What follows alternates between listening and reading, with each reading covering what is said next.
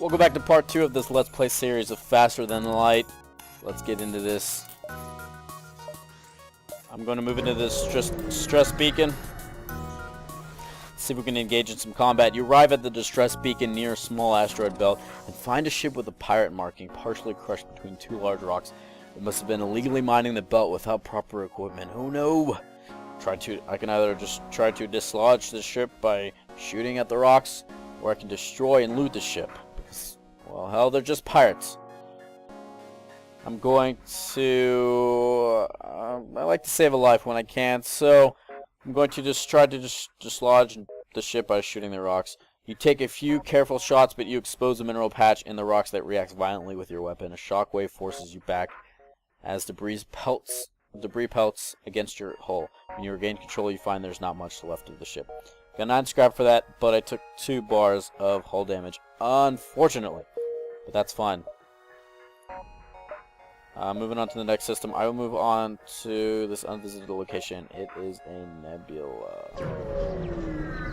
Now, I'll go more into detail about this later, but a nebula is can have its bonuses and its downfalls. Nebulas are known to be popular mantis hunting grounds. Mantis are a race that are very good at melee, and I will talk about more about that later if I can get them as a crew member. Information: you would have done well to heed here. So I'm going to be attacking this guy. Now, first off, let's notice that there's a danger symbol here. This is indicating that my systems are offline because I am in a nebula, which, because of the electric interference, it is interfering with my systems, which means I cannot view my rooms at the moment. So I'm going to continue. See, my rooms are disabled. I'm going to engage my ion blast ship and fire at this ship. I'm going to try and disable the shields. Got a shot off with the shields. That's nice. Their door room was disabled. They tried to shoot a laser. Couldn't do anything to me. Shields still disabled. Their engine room is disabled. Their oxygen is disabled. Their rooms are disabled. Shields are constantly disabled. Not looking good for this Mantis Scout. I shouldn't have picked a fight with me. So I'm a boss. One more hit and this should do it. And the Mantis Scout is destroyed. Nice. The ship explodes, leaving behind a substantial collection of useful scrap metal. Missiles 2, drone parts 1, and a lot of scrap. Nice. 15 scrap. I'm going to continue from that. Now, one other thing from the nebula. The nebula slows down, if you remember this from one of my earlier parts, the nebula slows down the rate at which the rebel fighters encroach upon the system. I will go over that more in a little bit. Let's see if the rebel fighters are actually on the screen yet. No. I'll show you once they are, and we will move further into the system. I'm going to go into the nebula again, because I like living dangerously. Pirate arrives shortly after you. Judging from the fact that it is attempting to avoid your ship, you assume that it's a smuggler trying to stay away from the beacons. I don't like smugglers. I'm going to attack the pirate. Power up your weapons and move into a gauge. Let's do this. Going after the shields. Now, first off, it looks like Marcus was teleported on the ship, and he's having a go with Drinian. Now, I think I have a bonus in this fight because Drinian is getting health from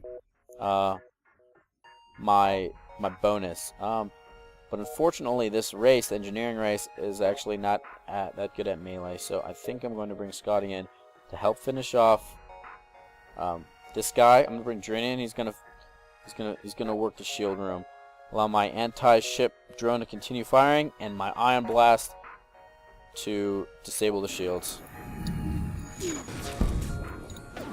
Disabling the shields, everyone gets damage in. And now see, if you can see these little triangles, or these little crosses, he's getting repaired, while Marcus is getting damaged. So, over time, Scotty should be able to beat this intruder. Continue firing on the shield. They're shooting lasers. Can't do anything. My shield is holding up pretty nicely. Pilot room is disabled. Engine room is disabled. Halfway disabled. Not fully disabled yet. Looks like Scotty's winning the fight against Marcus. Pilot's disabled, meaning they cannot get away. They will not be able to get away now.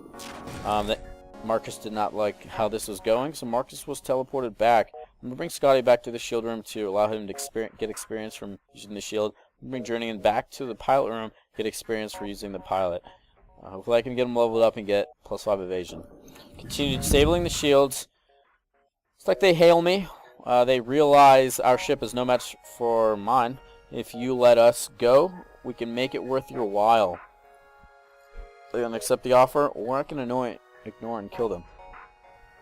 Now, in these types of situations, there's a trade-off. I can either accept the offer, or I can go in for the kill. Now, there's a risk they can get away, but I'm looking at their ship right now, and they look pretty not well off. Their pilot room is destroyed, which means they cannot get away. And there's a trade-off. Now, I can either take this and get 4 fuel, 3 missiles, and 9 scrap, or if I destroy them, I will get some other arrangement of this, or something else, possibly. So I'm going to destroy them, and I'm going to show you right now that it's possible to get different things. I'm going to ignore it. I'm going to continue killing them. I'm going to take them out. 2 more hits from my anti-ship drone, and it should be enough. And the rebel fighter is destroyed. The ship's cargo was not salvageable, however, they seem to have been surveying the region. They possess detailed maps and data.